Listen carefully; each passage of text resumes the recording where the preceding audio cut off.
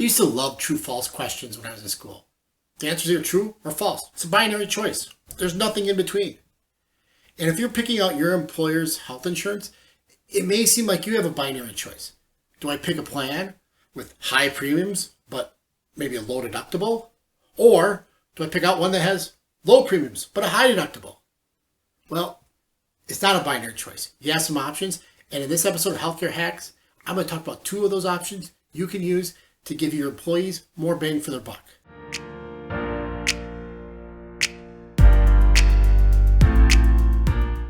Hi, my name's John.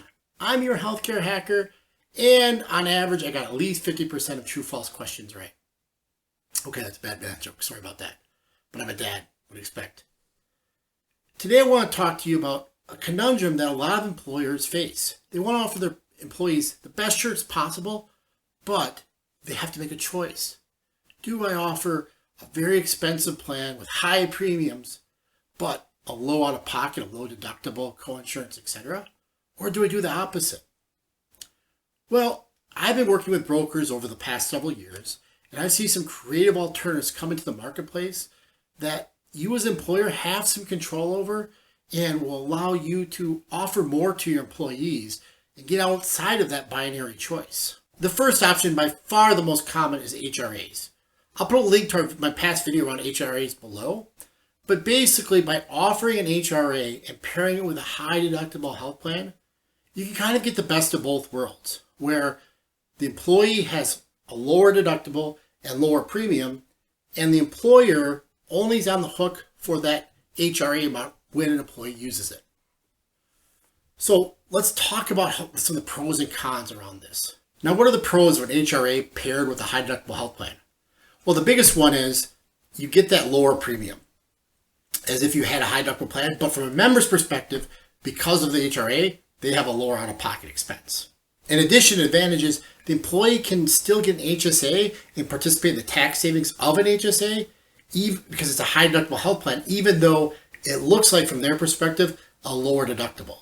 And finally, the HRA gives you, the employer, more control over how those dollars are used. For example, you can allow HRA dollars to be used for LASIK surgery or for glasses or contacts or dental care. There's more options that you have with an HRA than you would have with a traditional health plan. So you can enhance your coverage with an HRA. Now, there are a couple drawbacks of an HRA paired with a high deductible health plan. The biggest one is your employees may be confused. It's more complex. They might be getting a check in the mail. They might have to submit a claim to the HRA vendor.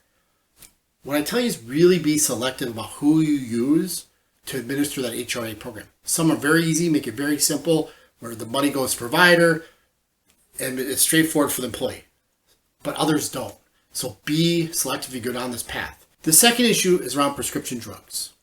It's pretty nuanced, but at a high level, brand name drugs often offer people that use it help, copay cards, manufacturer coupons, that they cover a lot of the individual's deductible, copay, co-insurance. They want the member to take the drug. Well, for you as the employer that offers an HRA with a high deductible plan, what can happen is your employees can get a check for a drug that is in the HRA, but the manufacturer already covered it. It's a risk. I could go into an episode all about this one topic, but I'll spare you. And if you have a question, please don't hesitate to contact me. Happy to go into details with you. Another way as an employer to get out of this binary choice of what health plan to pick is through an ICHRA, or an individual coverage HRA. Now, these are not as common, but I see them growing in use, especially among smaller employers. And I suspect it's only going to increase over time. But what they are, they're programs that allow you to put cash away for your employees that they can use to buy a plan off the exchange, either healthcare.gov or the local state exchange, a plan that best fits them and their family.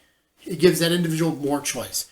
They can make the choice. Do I want a high deductible, low premium plan, or, in the middle, whatever. They get full choice about what they want to do it. You're setting aside a certain amount of money for them to do it.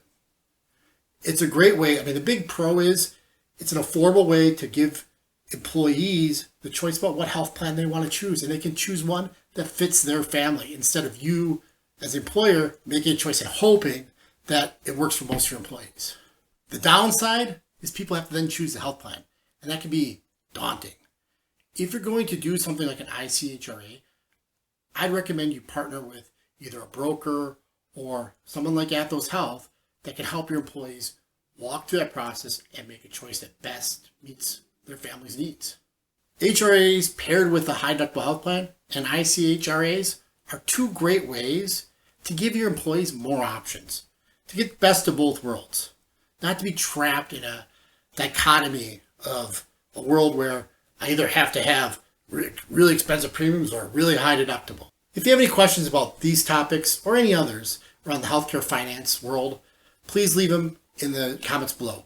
We'll try to address them in the future episode of Healthcare Hacks, or we'll get back to you directly. In addition, please like this video and follow us on your favorite social media platform. Here at Athos Health, we're trying to help as many people as possible, and the best way to do that is if you help us by feeding that algorithm so we can get our message out. And finally, as always, make sure you get the facts by joining me in the next episode of Healthcare Hacks.